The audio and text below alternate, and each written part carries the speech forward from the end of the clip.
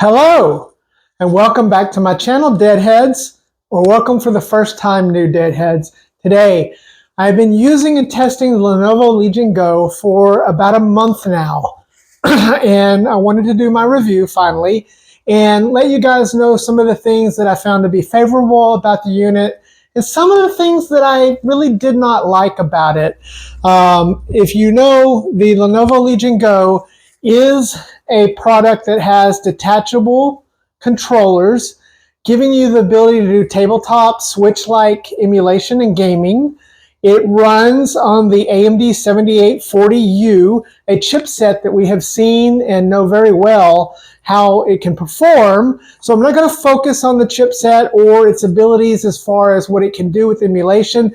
Instead, I'm going to talk about some of the hardware differences, some of the things that make this unique, some of the things that I think could be done better, and some of the things that I really like, such as the ability to take this and put this piece that I got from Etsy and turn this into more of a full-fledged Switch-like system, which is very good and fun. So we're going to deep dive into here. It's an introduction, but I'll tell you that it has become probably my favorite Windows handheld for on the go, because it can do some productivity, it can play games, it can do a lot of crazy things, but there's a lot of things about it that I wish were different and could do better. I recently did my review of this guy right here, the AYRJGF, and so definitely want to just kind of give some comparisons here. But let's jump into first and let's talk about the hardware itself. So we're going to take a different viewpoint here and take a look at the hardware. Okay, we're back. So let's talk about the hardware for a second. A lot of things here that I like, a lot of things that I think could have done better. First of all, these sticks. Really like the sticks. I think the sticks are great. They're clicky. I like the recess in the middle. They feel nice with the grip texture around it. And I find these to be very adequate. I didn't find any dead zones. They're Hall based, so you're not going to have to worry about stick drift. And they are just good. D-pad. I think the D-pad is adequate. I wish the D-pad was better. I think AYRJGF puts together a much better D-pad than Lenovo has done here. Even the ROG Ally had a better D-pad than this, so that's a little disappointing. You do have your start and select here. And then you have this trackpad, something that the Steam Deck first introduced, and I think is something that all these units should try to have on them, if possible, especially for Windows, maybe not Android, but for Windows. This is atrocious. It needs to be fixed in software. I haven't had a lot of luck with it. I've done much better using a Bluetooth wireless handle, and it just runs better. So I don't know. I think it's a software issue. A lot of times you restart and the software will turn off the trackpad, so that's an issue right now. I don't think it's hardware, I think it's software, so that can be fixed. You have your Lenovo Legion software, which is getting better.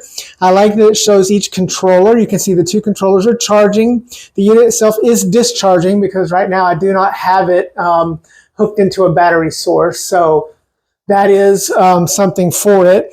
This software allows you to control the resolution, the hertz of refresh rate, the frame monitor, the super resolution.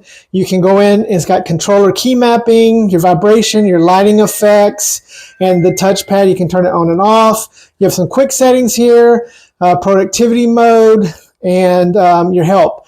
This is okay. It's a good start. I think it's a good place to be. We all know Windows sucks for handhelds, and these companies are each trying to come up with their own software to make it better. So I do think that Lenovo has gotten a good start here, but they need to do a lot better. Right here, you can go into the full Lenovo Legion software here. I don't find this to be particularly great. I don't find any of them to be particularly great.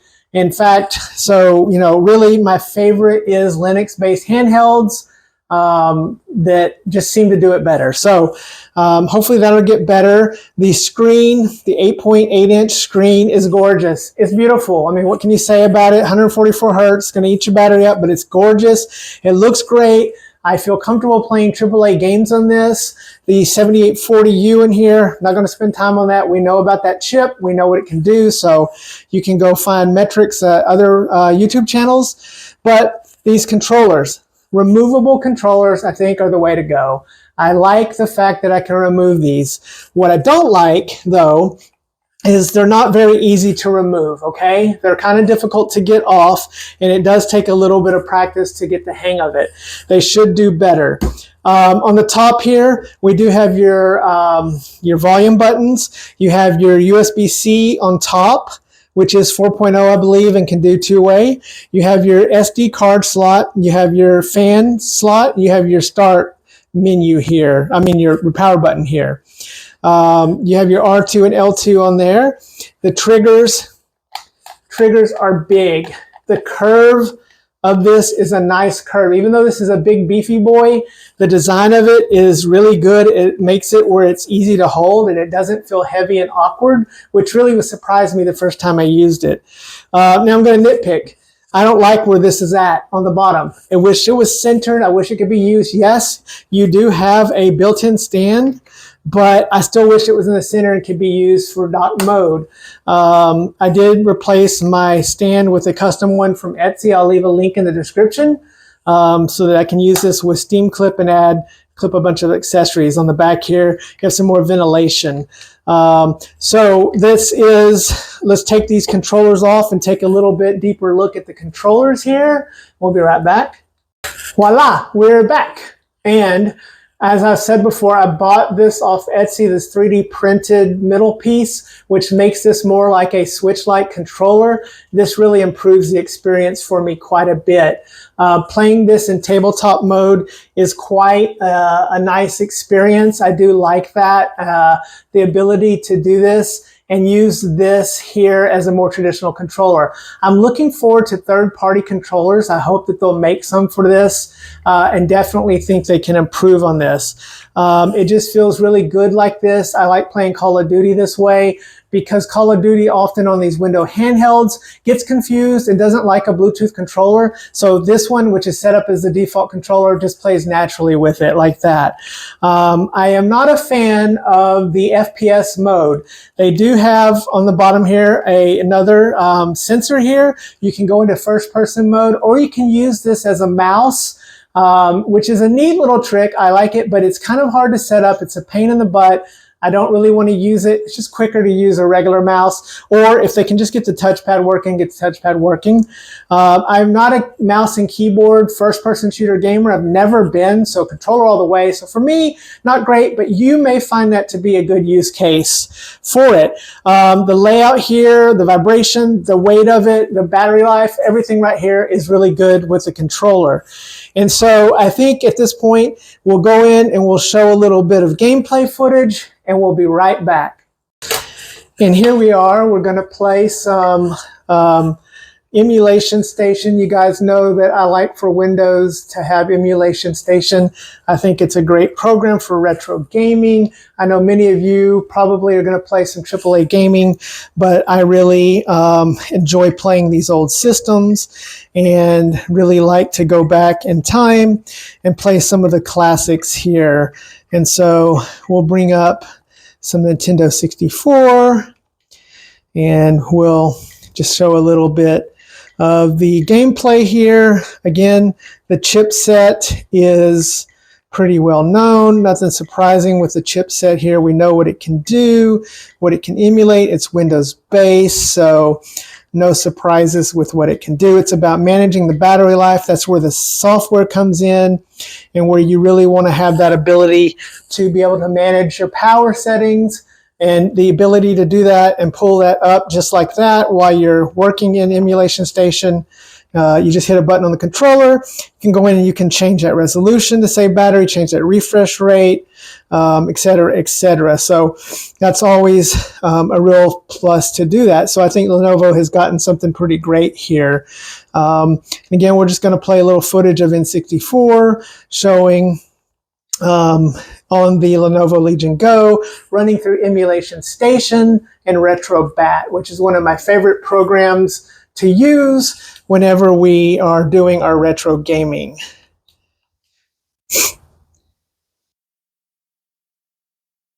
Now, many of you are probably saying, why would you spend this on this to play retro gaming?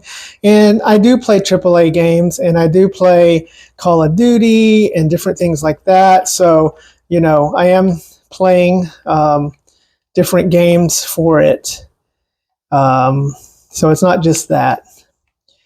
But you can see this just, you know, playing as you would expected. Some Mario Kart 64.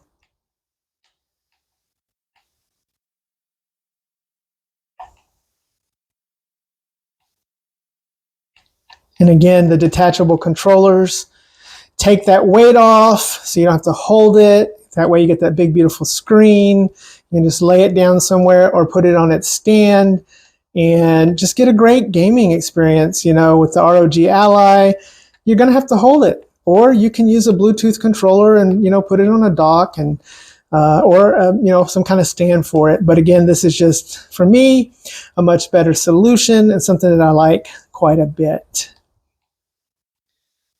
And not doing so bad here already.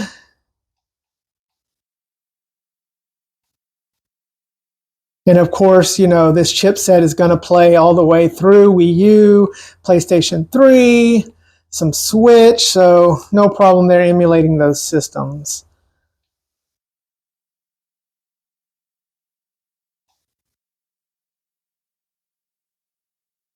Okay, let's try a higher level system. Let's try some PlayStation 2. So here's some Soul Calibur on PlayStation 2. And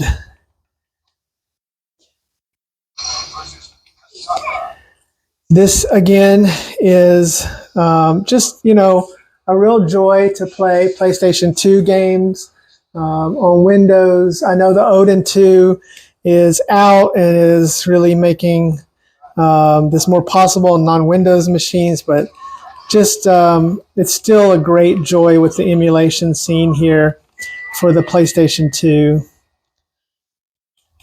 And just a beautiful, fun game. Again,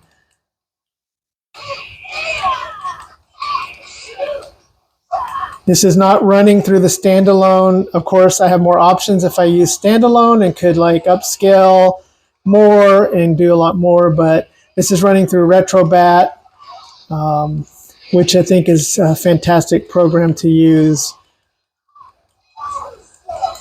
I am not too slow. She said I'm too slow.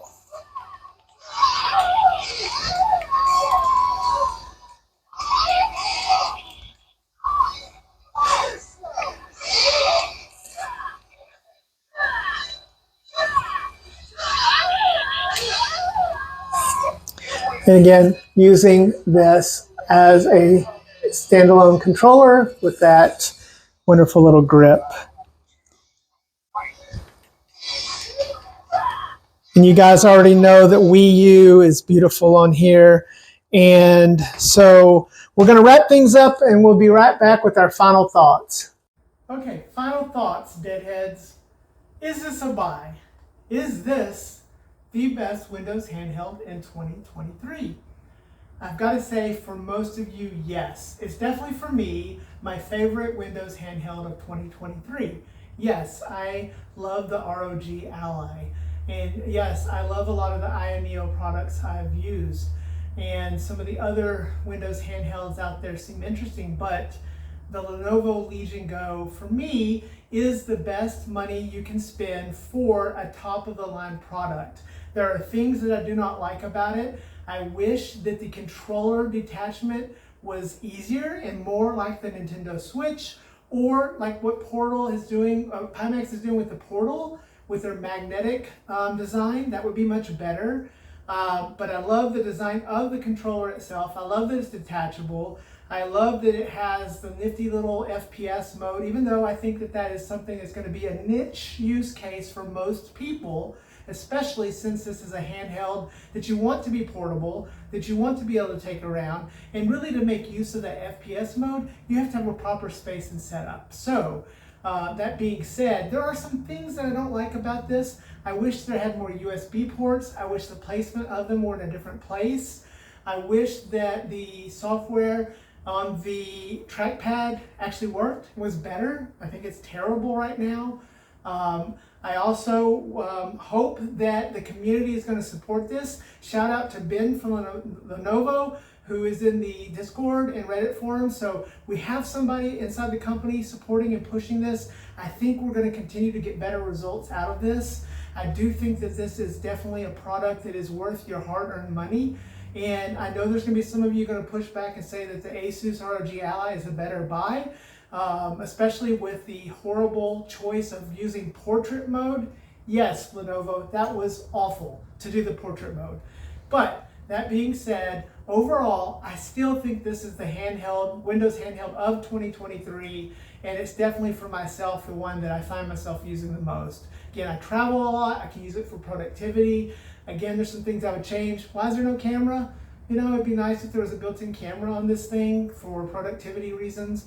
But otherwise, the speakers sound good. It's got good sound. The screen is gorgeous, 144 hertz. You know, screen looks great. I'd like it to be OLED, of course, but you are getting a huge 8.8-inch screen for your money. I love playing tabletop. I love being able to attach the controllers and making it like this. I just really enjoy it a lot. As far as retro gaming goes, it's going to pay all of it. It's Windows, it's a 7840, it's going to play everything. For your AAA games, I can get a lot of good use case out of it. Call of Duty, the new Call of Duty 3 is playing fine for me on it. So again, with some little tweaking and stuff, you're just not going to get great battery life. All in all, it is a great unit. So please, Deadheads, please continue to give me some feedback. Please let me know what you don't like. I'm open to any criticism. I think I'm getting better at these videos. I hope I am. And I hope that you guys will continue to stay tuned. Please hit that like button, hit subscribe, and hit that notification bell. And Deadheads, we'll see you next time. Dead Fred out.